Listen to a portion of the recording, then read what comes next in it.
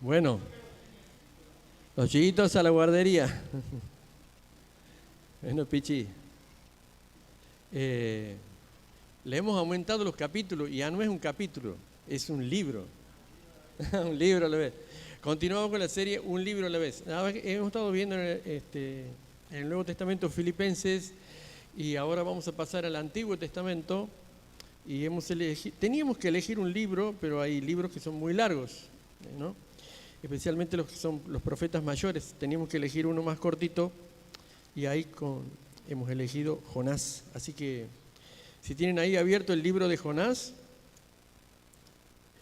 conocido corito de los niños, Jonás no hizo caso a la palabra de Dios.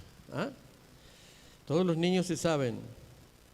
Bueno, la mayoría de los que estamos aquí conocemos Jonás y algo de su historia, ¿verdad?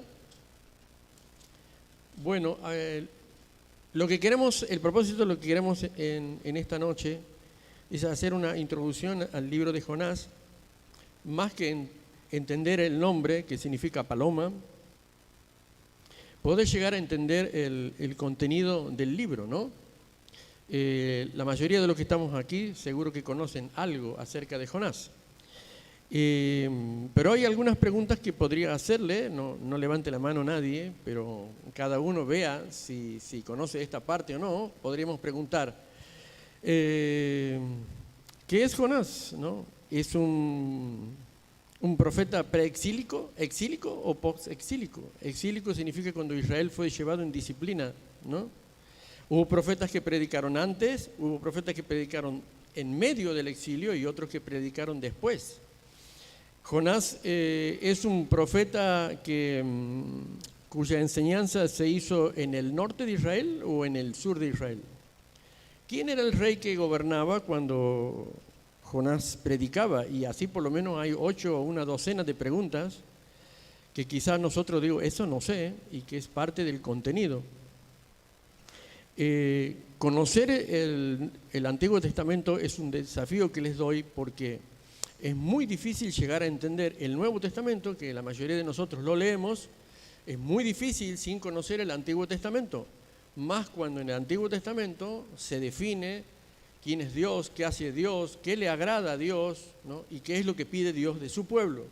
Entonces el Nuevo Testamento es como que queda huérfano cuando nosotros sabemos muy poco del Antiguo Testamento. Entonces aquí lo tenemos a este hombre Jonás, que quizás alguno lo puede haber catalogado de traidor, otro de cobarde, otro de miedoso, pero si uno empieza a ver el contenido de por qué Jonás hizo lo que hizo, entonces puede llegar a entenderlo, pero tiene que entender la introducción panorámica al libro para poder entender lo que viene, ¿de acuerdo? Bien, entonces ya tengo aquí abierto y vamos a orar y empezamos. Señor, te damos gracias al abrir este libro de este profeta. Damos gracias por tenerlo, que podamos comprender, Señor, qué es lo que tú nos quieres decir aquí en el libro del profeta Jonás. Damos gracias por todo en el nombre de Cristo Jesús. Amén. Bueno, si ustedes van a Segunda de Reyes, capítulo 14 y versículo 25, hablando de Jeroboam. Jeroboam era el rey que estaba de turno cuando Jonás predicaba. Hablando de él, dice el versículo 25, él restauró los límites de Israel desde la entrada de Hamat hasta el mar de Arabá, conforme a la palabra de Jehová, Dios de Israel, la cual él había hablado por su siervo Jonás, hijo de Amitai, profeta, que fue de Gat-Hefer. Bueno, esto y las palabras del Señor Jesús en el libro de Mateo hacen de que Jonás no es una fábula, no es un cuentito. El Señor Jesús lo catalogó en Mateo como histórico, y aquí 2 Reyes 14:25 dice que era de un profeta de Gat-Hefer, un pueblo que estaba más o menos a unos 50 kilómetros de Jerusalén, ¿no? Ahí estaba ese profeta, y que fue uno de los 3 profetas mencionados por el Señor Jesús, ¿no? Dice en el versículo 1, vino palabra de Jehová a Jonás, hijo de Amitai, diciéndole, levántate y ve a Nínive, aquella gran ciudad, y pregona contra ella, porque ha subido su maldad, dice, delante de mí. Nínive era una ciudad que estaba al norte de Israel, al norte de Samaria, sería a unos 880 kilómetros al norte. Ese fue el imperio asirio, ¿no? El libro del profeta Daniel va a señalar en el tiempo de los gentiles a 4 grandes imperios. Uno se lo fue tragando al otro. El primero fue el imperio asirio, ¿no? Tuvo su gran esplendor, ahí también en los tiempos de Jonás. Después de eso vino el imperio medo-persa y invadió el asirio. Luego vino el imperio griego que invadió el imperio medo-persa. Y luego vino el imperio romano, el último, que invadió el imperio griego de Alejandro Magno. Esos asirios estaban ahí al norte, en Nínive. La ciudad de Nínive fue construida por Nimrod, ¿no? Nimrod, pariente de Noé, es el que hizo Torre de Babel. Nimrod hizo Torre de Babel. No conforme con lo que hizo, después construyó Nínive, una gran ciudad llena de perversión, de idolatría, pero sobre todas las cosas, las crónicas de profetas, como por ejemplo Amós y Oseas. Estos 2 profetas son todos preexílicos, ¿no? Estos 2 profetas dijeron claramente, y también la historia secular, lo que era Asiria. Asiria era el pueblo, quizá uno de los pueblos más crueles de la tierra. Lo que hacían con los cautivos, les cortaban las manos, les cortaban los pies, les sacaban los ojos, les sacaban el cuero cabelludo, los ponían vivos en palos hasta que se mueran, o los dejaban en el desierto sirio desnudos. Así era este pueblo, así eran los asirios, así eran. Y la capital de los asirios al norte era Nínive, ¿no? Una ciudad enorme y fortificada, altísima, de grandes muros. Entonces, tenía ya una reputación en el mundo antiguo. Pero era tal la maldad de este pueblo que ni siquiera se veía en los otros imperios, que Dios dijo, su maldad ha sido levantada, dice, delante de mí. Y este Jonás es algo muy peculiar porque es catalogado en 2 Reyes 14:25 como siervo de Dios, y con lo que esa palabra connota, ¿verdad? Pero algo ha pasado ahí en el tiempo. Bueno, esta reflexión se llama la soberanía de Dios. La soberanía de Dios. Mire, si vamos a ahí cerquita nomás, Daniel capítulo 2. Daniel capítulo 2 y versículo 20.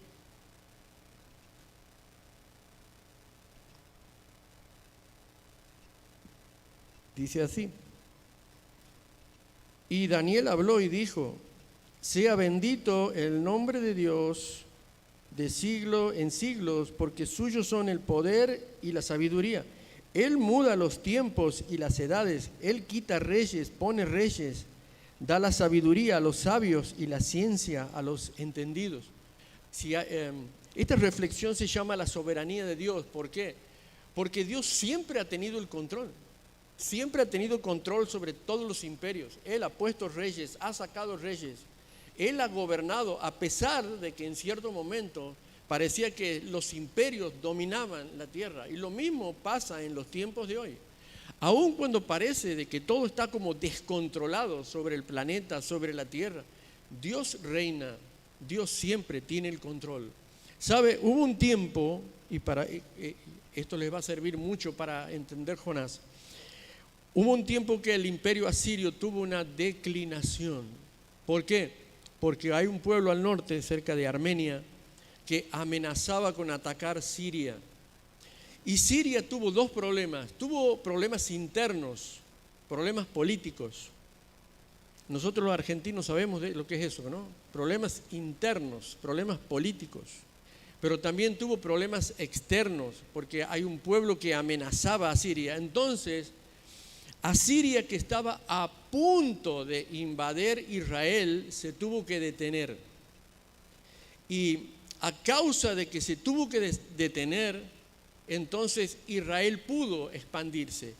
Y en este tiempo Jonás fue el profeta que anunció el avivamiento de Israel. Era avivamiento militar, avivamiento de recursos económicos, pero en ningún momento dijo avivamiento espiritual, ¿no? Ustedes se pensarán, ¿qué hacen los profetas? Uno identifica a los profetas siempre con predecir el futuro, pero los profetas lo que más hacían eran enseñar, predicar, confrontar y especialmente confrontar con juicio. Los profetas aparecen en Israel en los tiempos del reino dividido. ¿Cuál es el reino dividido? Bueno, digamos cuál es el Reino Unido. El Reino Unido fue Saúl, el siguiente fue David y el siguiente fue su hijo, Salomón.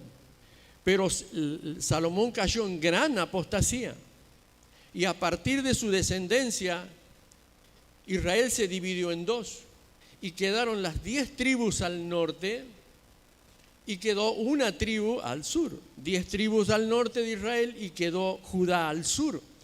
Y ahí donde aparecen los profetas en el reino dividido. ¿Por qué? Porque ahí era la apostasía, ahí era el alejamiento. Después de Salomón, Israel cayó en picada espiritual, cayó en picada de orden económico, en orden militar, y las demás naciones amenazaban con invadirla.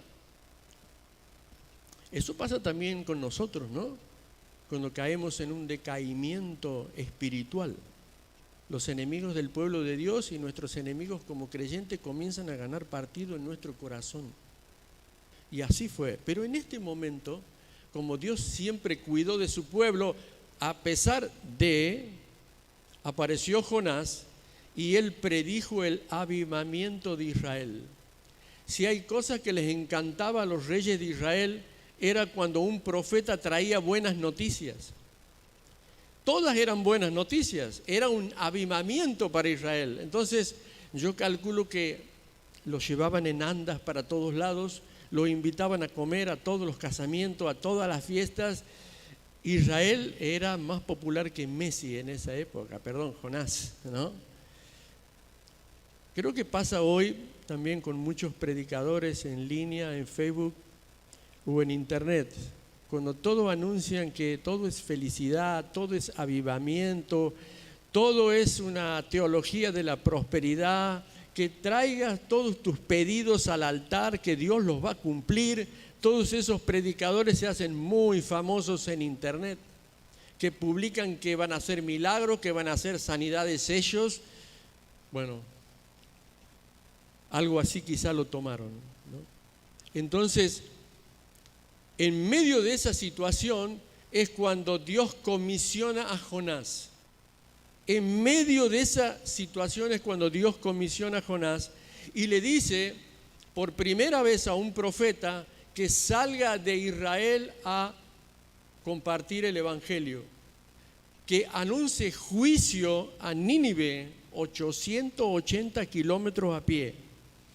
Por esa época se caminaban entre 24 a 32 kilómetros a pie, hacían, caminando, y él tenía que ir al norte. Entonces, ahí nosotros podemos llegar a entender cuando dice, y Jonás se levantó. ¿Se levantó para qué? ¿Ah? Se levantó para huir, ¿no? O sea, cuando a veces el Señor te dice, mira, quiero que hagas este servicio, quiero que hagas este ministerio, quiero darte este desafío, que puedas dar un paso más de fe en tu vida, te propongo esto. Y el creyente se levanta, dice, pero para huir, no para ir al Señor y para decirle, sí, voy a aceptar esto. Se levantó para huir. Entonces dice que se levantó para huir de la presencia de Jehová. ¿A dónde te vas a huir de la presencia de Jehová? A ningún lado. A Tarsis descendió a Jope, halló una nave que partía para Tarsis y pagando su pasaje entró en ella para irse con ellos a Tarsis. Dice, lejos de la presencia de Dios. Vos sabés que había una creencia en las culturas antiguas, ¿no? El Antiguo Testamento no se puede deslingar a veces de las creencias antiguas, donde la gente huía de un templo donde creía que ahí estaba la influencia de Dios. Entonces se iba lejos y decía, ya Dios no influye, yéndome lejos. No sé si te pasa a vos, pero a veces cuando uno está en el templo, está en la iglesia, parece que aquí todas las cosas fueran sagradas, ¿no? Y no harías aquí lo que harías en la calle o en tu casa o en la intimidad, porque parece que la presencia de Dios está muy fuerte aquí, pero no allá. Entonces Jonás tomó toda la dirección contraria y se fue a Tarsis. Tarsis hoy vendría a ser la unión del Mediterráneo con el Atlántico, o sea, la otra punta, al sur de España, se llama Gibraltar, no sé si ustedes conocen, Gibraltar se llama. Ahí queda Tarsis, o sea, se tomó una nave fenicia y se fue y se recorrió todo el Mediterráneo para ir a la otra punta. Entonces, él dijo algo que a lo mejor decimos nosotros, si le esquivo al bulto del ministerio de lo que Dios me propone, seguro que si yo me hago el tonto va a llamar a otro. Otro va a ocupar mi lugar, dice. ¿Quieres colaborar aquí? No quiero colaborar aquí. Seguro que van a conseguir otro. Y uno le esquiva, ¿que no? Pero Dios en su soberanía dijo, no vamos a buscar a otro, vas a ser vos. Por eso hay cosas que Dios te propone, que Dios te encarga, que Dios te comisiona, que Dios te desafía, que solamente Dios te ha hecho de una forma para que seas vos quien se encargue de eso. Muchos son llamados a maestros, a consejeros, a colaboradores en el área de multimedia, de la música, y Dios te ha dado el talento para que seas vos y no otro. Y por ahí te encuentras huyendo de la voluntad de Dios, ¿no? Y esto, Jonás, este hombre que fue comisionado como profeta a las 10 tribus del norte, que era lo peor de lo peorcito de Israel, estaba arriba. Entonces Jonás no fue un traidor, Jonás no fue un cobarde, Jonás no fue un miedoso. Atendé bien lo que fue Jonás. Jonás dijo esto: ¿cómo? ¿Yo voy a ir a predicar al enemigo? Te voy a tirar un tips. Amós y Oseas eran contemporáneos de Jonás. ¿Qué significa contemporáneo? Predicaron en el mismo tiempo. Y en el libro de Amós vas a encontrar donde va a decir Amós, le va a decir a Israel, Israel, a causa de tu apostasía, a causa de tu alejamiento de Dios, a causa de todo lo que estás haciendo para con Dios, vas a ir cautiva más allá de Damasco. Pero Oseas fue más allá. Oseas dijo, no solamente eso, les voy a decir con nombre y apellido quién los va a invadir y quién los va a llevar. Y les dio la peor noticia, Oseas. Les dijo, Asiria. Asiria, no cualquier pueblo, Asiria. Y es a causa de eso que Jonás no quiso ir. Dice, ¿cómo? Yo voy a ir a predicar juicio y arrepentimiento a nuestro enemigo público número 1, a estos crueles asirios. Jamás. Ahora vos fíjate que yo no sé si vos te acuerdas de Oseas. A Oseas, al profeta, le fue mandado por Dios. ¿Y sufres estar casado con una mujer así? ¿Te das cuenta lo que el pueblo piensa de que estés casado con una mujer así? Y Dios dice, así me siento yo cuando mi pueblo se aleja de mí. Este es el dolor que causa en mi corazón cuando nosotros le damos lugar a la idolatría. ¿Sabe? El Antiguo Testamento enseña muchísimo lo que es la verdadera consagración del creyente. Y es algo que año tras año la iglesia pierde. Y te voy a decir algo. Muchos creyentes están trayendo la basura del mundo a la iglesia. ¿Viste esas bolsas de consorcio grandes llenas de basura y de porquería que hay ahí adentro? La están trayendo de afuera para adentro, ¿no? Y muchos creyentes las están tomando adentro y están diciendo, ¿qué tiene de malo? ¿Qué tiene de malo? Y otros están contaminándose con esa influencia para decir, ¿qué tiene de malo? Si fulano de tal la hace, si fulano de tal lo hace, ¿por qué yo no lo voy a poder hacer? Están teniendo lo mismo que tiene aquí Jonás, que es una crisis de identidad, una crisis de autoridad. Jonás perdió el sentido de lo que es Dios, perdió el sentido.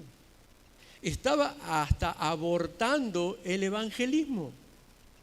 ¿Para qué vamos a predicar? ¿Para qué vamos a compartir el evangelio? Bueno, yo tengo que reconocer también cuando veo la televisión y uno ve que 3 asaltantes entran a un lugar donde están los jubiladitos, los golpean, los atan, los torturan para quitarle dinero y luego los matan. Un ladrón en la calle que le pegó un tiro a una mujer embarazada. Los violadores de niños, de mujeres. Uno ve esas atrocidades que hay en el mundo. Y yo mismo en mi corazón digo, estos merecen irse ya al infierno. Sin ningún tipo de clemencia, ni de compasión, ni de nada. Si yo tuviera el poder en mi corazón, yo digo eso. Yo digo eso, con todas las cosas que veo. Pero Dios no es así. No es como yo, gracias por Él. Porque Él es un Dios de juicio, pero también es un Dios clemente y es compasivo. Y decidió darles una oportunidad a través de Jonás. Pero dice que Jehová, versículo 4, levantó un gran viento en el mar y hubo una tempestad tan grande que se pensó que la nave se partiría y los marineros tuvieron miedo. Cada uno clamaba a su Dios. Cada uno clamaba a su Dios. Si hubiera estado Pablo arriba del barco, ¿sabe qué hubiera dicho Pablo? ¿No se imagina? Hubiera dicho, ajá, con que veo que ustedes son muy religiosos. Hubiera dicho, sí que ustedes son muy religiosos. Bueno, yo voy a predicarles acerca del Dios desconocido, hubiera dicho Pablo. Pero Jonás, ¿qué hacía? Tipo santiagueño, dormía la siesta el tipo. Dormía. Miren, estos marineros eran fenicios, no había mejor que ellos. Pero la nave crujía, parece que se partía en dos, ¿no? El viento huracanado. Y Jonás dice que dormía abajo. Y dice, y el patrón de la nave se le acercó y le dijo, ¿qué tienes, dormilón? Levántate y clama a tu Dios. Quizás Él tenga compasión de nosotros y no pereceremos. Hay una crisis de autoridad en este tiempo, ¿no? Se ha perdido el sentido de la autoridad. Y el primer sentido de la autoridad es Dios. Dios es el que hace, el que pone, el que saca en su soberanía, ¿no? El que bendice, el que pone el obstáculo, el que pone, que saca reyes. Hay una crisis de autoridad en la familia. Hay una crisis de autoridad en las instituciones educativas. Hay una crisis en las instituciones gubernamentales. Hay una crisis de todo. En la Argentina no hay una crisis económica, hay una crisis moral. hay una crisis de autoridad, hay una crisis de liderazgo. ¿Se dan cuenta? Entonces, fíjense en que el Señor nos muestra en su palabra lo que es la autoridad. Aún el Señor Jesús, siendo hijo de Dios, reconocía la autoridad del Padre, porque Él es Padre y Él es Hijo. Hasta de su enseñanza Él llegó a decir: mi doctrina no es mía, sino del que me envió. Entonces dice el Señor Jesús que nosotros debemos ser obedientes y sumisos a nuestras autoridades, porque están puestas por Dios para castigar a los impíos. Y Romanos capítulo 13 dice: ten cuidado, porque el juez no en vano lleva la espada. Pero también tiene la contraparte, porque dice el Señor: mira, si sos castigado o si sos golpeado, dice la Nueva Traducción Viviente, por hacer el mal, lo tienes merecido. Pero si sufres por hacer la voluntad de Dios, aun cuando las autoridades sean injustas, esto, dice, agrada a Dios.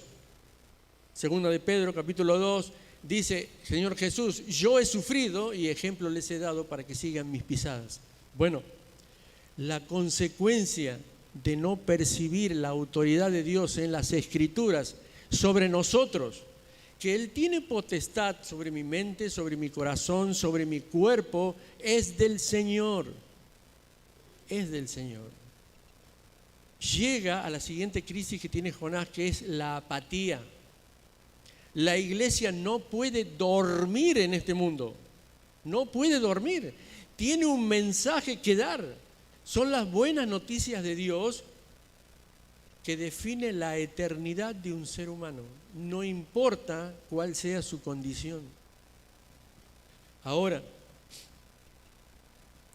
si ustedes creen que Jonás es el personaje principal en este libro, no lo es. El personaje principal es Dios, ¿no? Él le dio la orden a Jonás, Él mandó el pez, Él mandó la prueba de la tempestad, Él hizo que el pez lo tragara, Él hizo que el pez lo vomitara, Él levantó la calabacera, Él levantó el viento, Él levantó el juicio y Él dio también la oportunidad a los ninivitas que se arrepientan. Jonás ilustra el estado espiritual de Israel. Eso es lo que ilustra, el estado espiritual de Israel. ¿Sabe qué? Es increíble que las casi 600 o 700.000 personas que habitaban en Nínive recibieron el mensaje del Evangelio y se arrepintieron. Pero Israel no se arrepintió. No se arrepintió. En los tiempos de Jesús, los fariseos y los saduceos recibieron el mensaje de la palabra de Dios, pero por la dureza de su corazón, ¿no? Y por su espiritualidad lejos del Señor, tampoco abrieron su corazón al Evangelio. Por eso Israel fue llevada cautiva. Décadas después de la predicación de Jonás, todo Nínive se convirtió. Pero ¿sabes qué? Décadas después, Nínive volvió a su idolatría. Y hoy no hay ni rastros de Nínive, no existe Nínive. Porque el juicio de Dios cayó sobre esa ciudad. ¿Se dan cuenta? Entonces este Jonás ilustra la insensibilidad del pueblo de Dios y el dolor del pueblo de Dios. Es increíble cómo dice en el versículo 7, donde los marineros no sabían qué hacer, echaron suertes.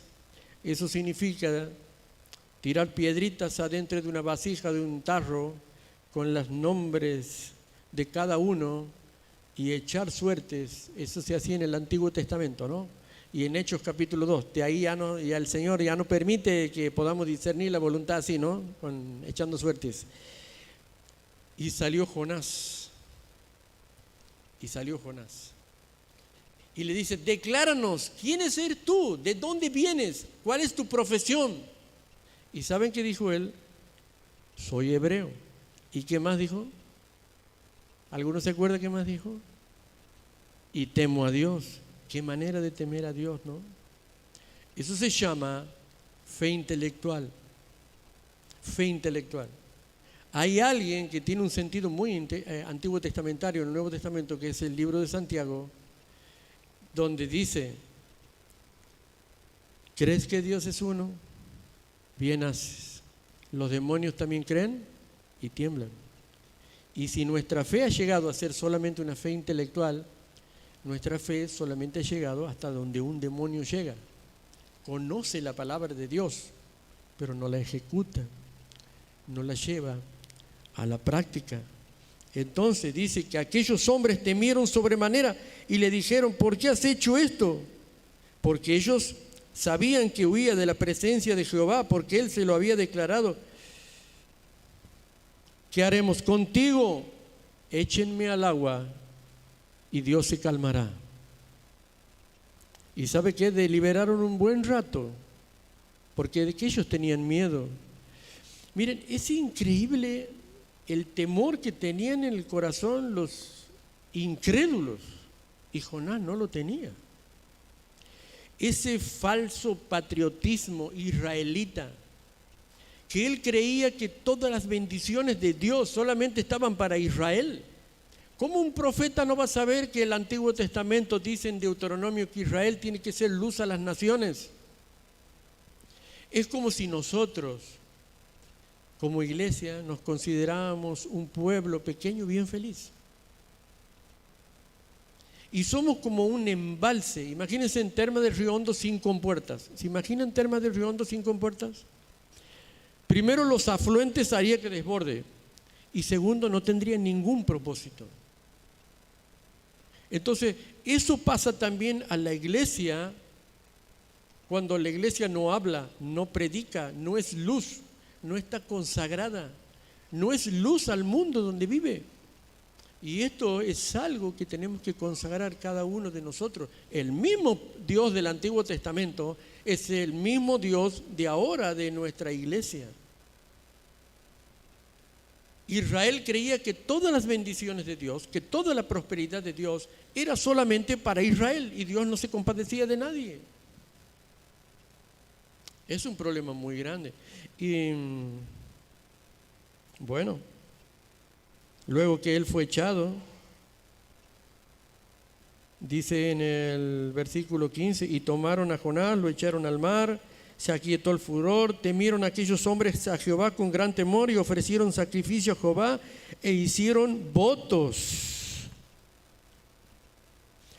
¿Saben una cosa? Creo que cuando vaya al cielo, no creo que falte mucho todavía, ¿no?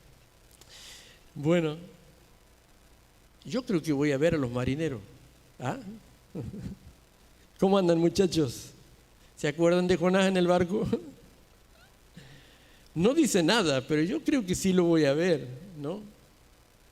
Pero yo creo que en ese momento ellos entendían más a Dios que Jonás en ese momento, que estaba tan debilitado espiritualmente. Él fue un siervo de Dios en Segunda de Reyes 14:25, y ahora era una persona, ya van a ver en los siguientes capítulos, donde Dios tuvo que tratar muy, pero muy duro con él, y hasta el último versículo del capítulo 4 no daba a torcer su orgulloso corazón. Y eso es terminando, porque yo y vos tenemos un desafío muy grande, y es este: o vivimos guiados por la palabra de Dios y por lo que Dios es, o vivimos guiados por nuestras presunciones que hay en nuestro corazón, por nuestras emociones o por nuestras experiencias o por lo que nuestros sentimientos dicen. Jonás dijo: ni loco voy a ayudar al enemigo, ni loco a aquellos que van a invadir Israel, ni loco voy a hacer, yo no te voy a obedecer. ¿Te das cuenta? Eso es una vida guiada por emociones o de sentimientos. Esto no me gusta, aquello me gusta. Esto no lo siento. Simplemente Dios manda y nosotros tenemos que obedecer. A veces son cosas que nos gustan, a veces son cosas que no nos gustan. Gracias a Dios y gracias al Señor Jesús, que Él fue a la cruz a morir por mí y por vos. Y te aseguro que no fue nada agradable la previa de la crucifixión y la crucifixión y en medio de la crucifixión. Pero dice Hebreos 12 que Él lo hizo por el gozo puesto delante de Él, de vernos sentados a nosotros en esta iglesia cantando y alabando, salvos por la eternidad. Es increíble que Él desde la cruz nos vio a nosotros aquí, sentados, ¿no? Y por eso en la cena del Señor es una reunión tan importante, pero tan importante para recordar el sacrificio del Señor y darle gracias a Él por nosotros y por el privilegio que el Señor nos va a dar de compartir el Evangelio a aquellos que no lo conocen. Pero no estés eligiendo y seleccionando qué vas a hacer para el Señor, o a quién le vas a predicar o a quién no le vas a predicar. El Señor nos manda a predicar a todos porque el tiempo se acerca. Bueno, que el Señor les bendiga con el libro de Jonás y todos los predicadores que vienen después con los siguientes capítulos que son sumamente interesantes. Yo lo que quería es darle un panorama histórico, geográfico y del contenido del libro de Jonás para que sea de muchísima bendición para todos ustedes. Vamos a terminar orando. Señor, te damos gracias por este libro precioso, cortito, de 4 capítulos que nos has dejado, pero de tanto contenido espiritual. Sabemos que han sido de tiempos de mucho sufrimiento, Señor, para ti, a causa de que tu pueblo cada día se alejaba más de ti. Cada día te abandonaba, Señor, por otros ídolos y desconocía completamente, Señor, todo lo que tú habías hecho por él, y aún así, Señor, tú le seguías amando. Israel, Señor, cayó en disciplina. Sabemos, Padre, por lo que tú has puesto en la Escritura, que estas 10 tribus de Israel jamás volvieron a su lugar. Jamás. Señor, ayúdanos para que podamos consagrar nuestra vida a ti, conociéndote a través de tu palabra y cumpliendo el mandamiento, Señor, de transmitir las buenas nuevas a todas las personas que tú, Señor, nos des la oportunidad. Gracias, Padre, por cada persona que está aquí, que en diferentes tiempos y lugares tú le alcanzaste la palabra por cualquier medio y han tomado decisión por ti y ahora son tu pueblo eterno, el que está aquí en este tiempo sobre la tierra, pero también el que va a estar por toda la eternidad contigo, Señor, en lugares celestiales. Nuestra gratitud no nos va a alcanzar, Señor, todos los años para darte gracias por todo esto. Orando en el nombre del Señor Jesús. Amén.